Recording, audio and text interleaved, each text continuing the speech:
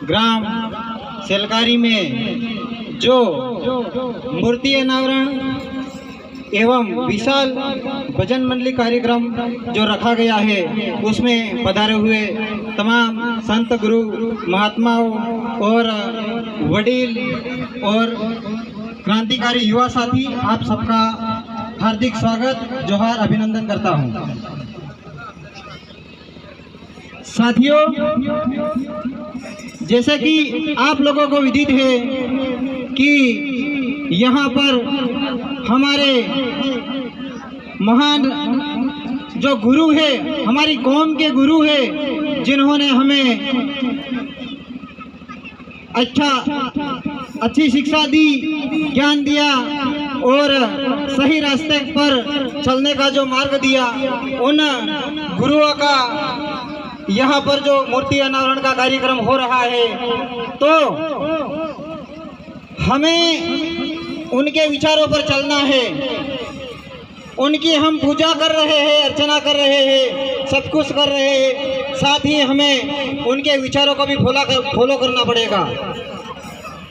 इन गुरुओं ने अपनी इस समाज के लिए, इस कौम के लिए, आदिवासी कौम के लिए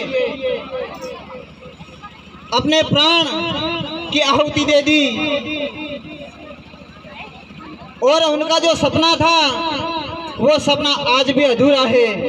तो मैं इन भक्त संत युवा साथियों से भी निवेदन करना चाहता हूं कि उनके अधूरे सपनों को हमें पूरा करना पड़ेगा।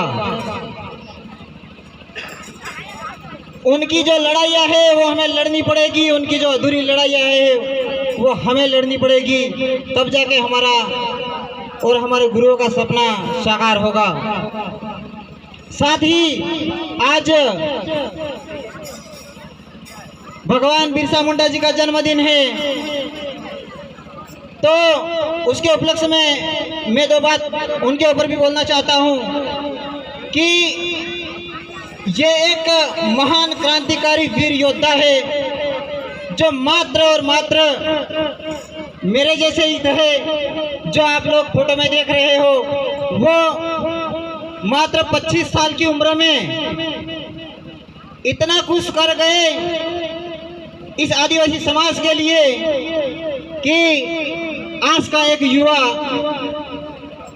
जब कोई एक बात करता है तो लोगों को यह लगता है कि यह बच्चा क्या कर रहा है, ये क्या बोल रहा है। लेकिन हमें इस बात को सोचना और समझना पड़ेगा कि इस बच्चे के अंदर कितने गुण हैं, क्या चाहता है ये। हमें इस बात पर ध्यान देना होगा। उन्होंने जल जंगल जमीन के लिए लड़ाई लड़ी, अंग्रेजों को ललकार दिया और खुली चेतावनी दे दी कि जल जंगल जमीन हमारी है, तो उस पर राज भी हमारा होगा। लेकिन अभी वर्तमान परिस्थिति में आप देख रहे हो कि जो जल जंगल जमीन है उस पे हमारा अधिकार नहीं है, बाकी इतना नहीं है जितना हमें मिलना चाहिए। ये क्यों नहीं है? कहीं ना कहीं हमारी भी कमी है, हम इसके लिए जागरूक नहीं हैं, हम बटे हुए हैं। इसलिए हमें समाज की जाजम पे आना होगा, संगठित होना होगा और हमारे इन अधिकारों को प्राप्त करना होगा। जैसे कि अभी अपन लोग देख ही रहे हैं, यहाँ कुछ साथी बैठे हुए हैं और कुछ साथी इधर इधर घूम रहे हैं, मंडरा रहे हैं। यहाँ हम किस उद्देश्य से आए हुए हैं, इस बात को भी सोचने और समझने की जरूरत है। साथियों, मेरी बात को आपको कड़वा नहीं लगे, बाकी मैं जो वर्तमान परिस्थिति में है उस पर एक बात कर रहा हूँ, तो हमें भी इन चीजों को समझना पड़ेगा। तो इन्हीं शब्दों के साथ में मैं एक दो बात हमारे डॉक्टर भीमराव अंबेडकर जी के बारे में भी बोलूँगा।